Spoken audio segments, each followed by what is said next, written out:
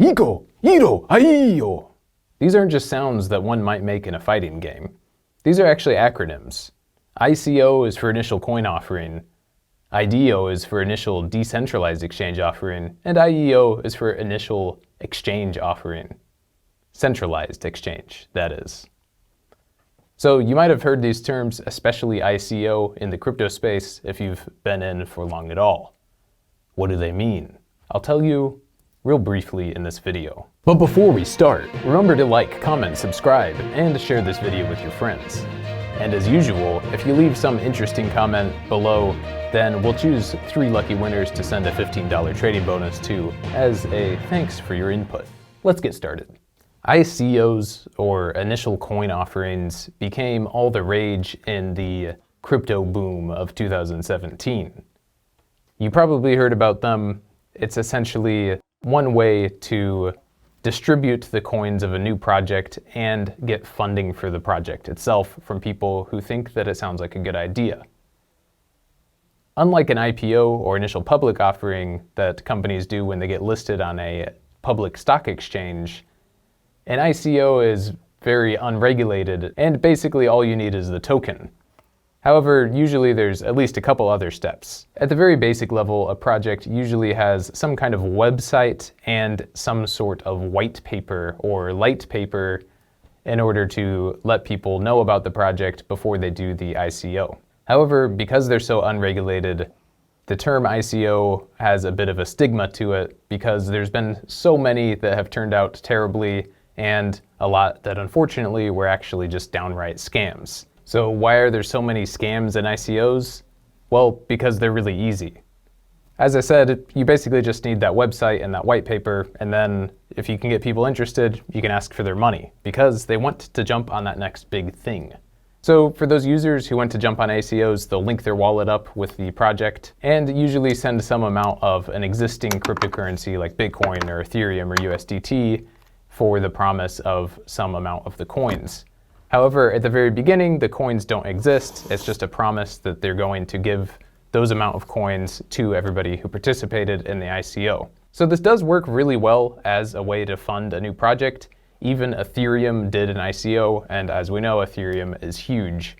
So an ICO doesn't mean a scam, but there can be scams in ICOs. In more recent years, IEOs have been a bigger thing in the crypto space for new projects. An IEO is an initial exchange offering, again meaning centralized exchange. So this is where some new project will partner with an existing centralized exchange to sell the token of their new project and therefore get funding to continue developing it. These can work in different ways, but some of the benefits are that a well-established centralized exchange is obviously going to do plenty of research into the project beforehand, so these tend to be a little bit safer for the investors.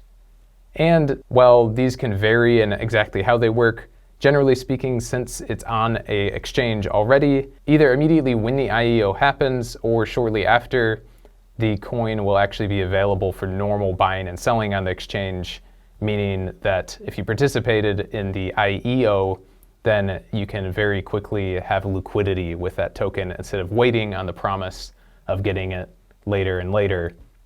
And there's much less of a possibility of the team behind the new project being able to just take those funds and run because they're working through the intermediary of a centralized exchange. An even more recent development is the IDO. IDOs, or initial decentralized exchange offerings, are the most recent implementation of this initial coin offering idea. And they leverage the power of decentralized exchanges to meet somewhere in the middle of an outright ICO and an IEO. In an IDO, the project, generally speaking, allocates some portion of the tokens to provide liquidity on the decentralized exchange.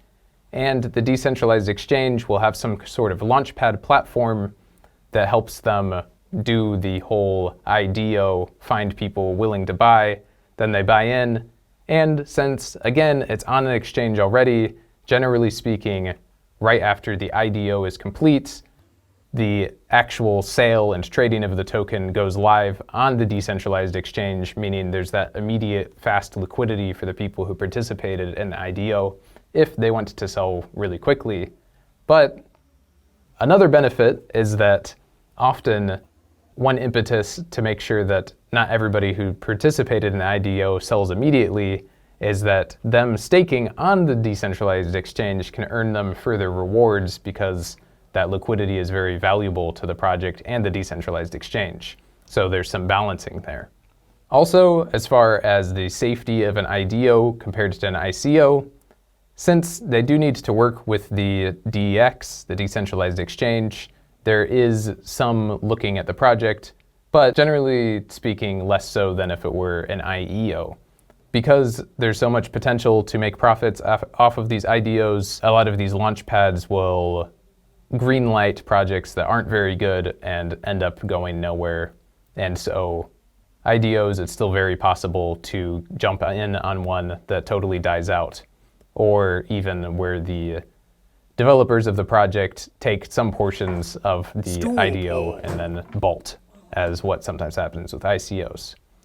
One other drawback is that IDOs tend to not gain quite as high an amount of funds because decentralized exchanges require a bit of extra know-how, so not as many people are jumping in because it's a little bit more complicated. So that is my really quick overview of these three coin distribution models in crypto. In fact, coin distribution is a huge subject in the crypto space and a large area of study because this can make a really big impact on how a project does over time. Doing coin distribution poorly can result in very few people owning a majority of the token who don't really care about the project, and that could ruin the whole thing.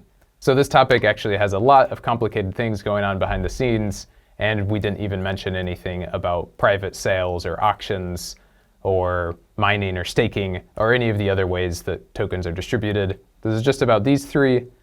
If you're interested in other token distribution mechanisms, then let us know in the comments and we can make more detailed videos on them later on.